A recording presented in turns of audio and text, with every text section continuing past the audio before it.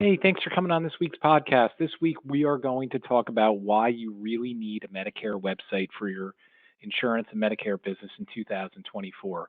We're going to talk about referral generation. We're going to talk about customer service, and we're going to talk about cross selling products.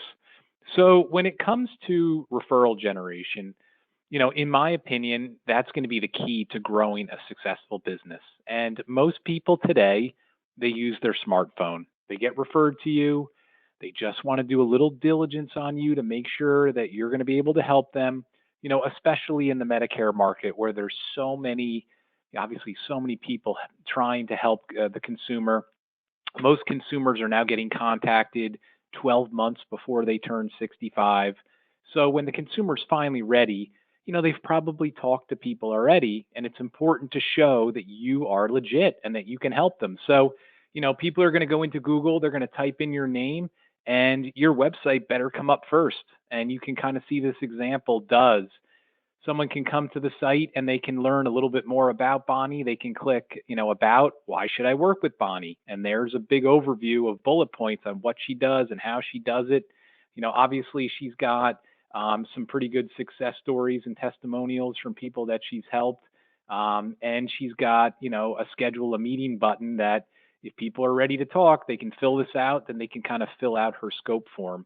So, in my opinion, having a website to kind of tell your story, to brand you, is so important today. And, that seems to be kind of one of the most common phone calls I get. A lot of people will do mailers, they'll do marketing, and they're just putting a phone number on there and they're not getting results anymore. The key, again, is to let people really get to know what your process is going to be.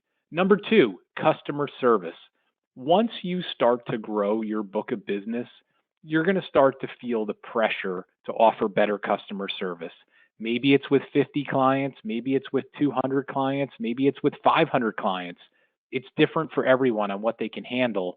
I'm a big believer in personal customer service where you might be sitting with the person or talking on the phone with them. But the reality is when your book gets bigger, you're going to be on the phone with your clients when other clients call.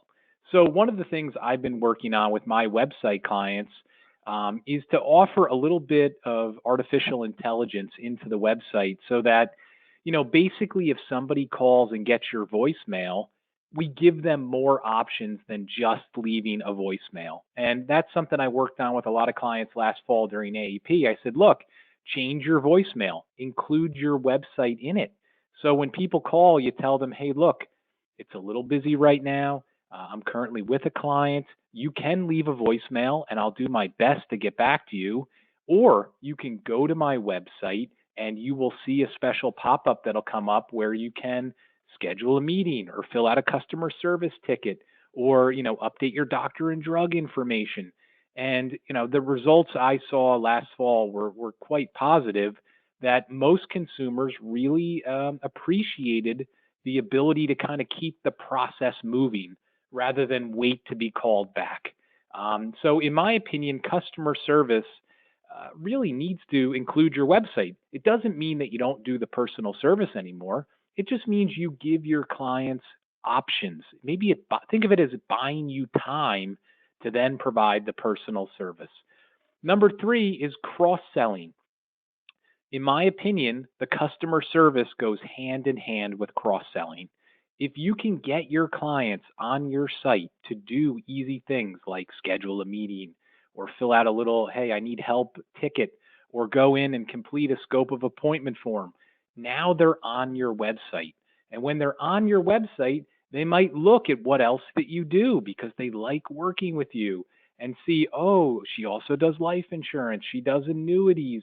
Yes, these are things that are on my mind because obviously I'm getting close to retiring and I'm concerned about guaranteed income.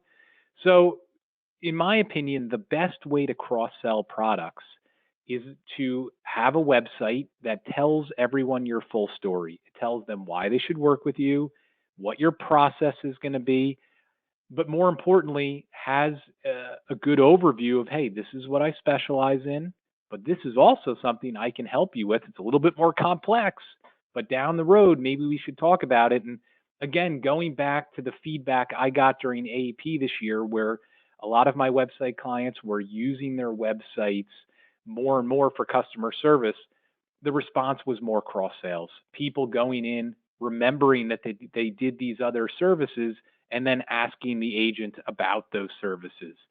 So what I suggest is if you're if you're looking to improve your website this year, obviously AEP is only really 6 months away. Check out our website, snoozy.com. We work specifically with independent insurance agents. We're very versed in CMS compliance. Watch our little 10-minute demo. If you like what you see, we would be happy to set up a 15-minute consultation with you to review your situation, your product focus, and give you a good overview if we can help you or not. Thanks for coming on this week's podcast. I'll talk to everyone soon. Thanks again. Bye-bye.